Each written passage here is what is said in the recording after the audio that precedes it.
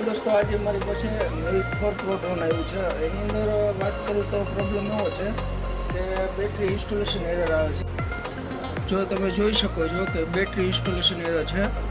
Battery installation error એરકા પનોવલ two take-up આવે છે. જ્યાં સુધી આ એરર હોય ત્યાં સુધી ડ્રોન ટેકઅપ ન થાય. નવી 4 Pro ડ્રોન છે.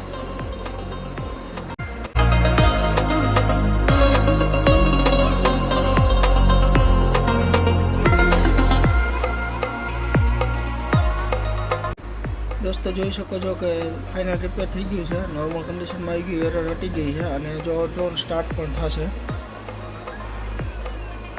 Take off. Fly with caution. Take off.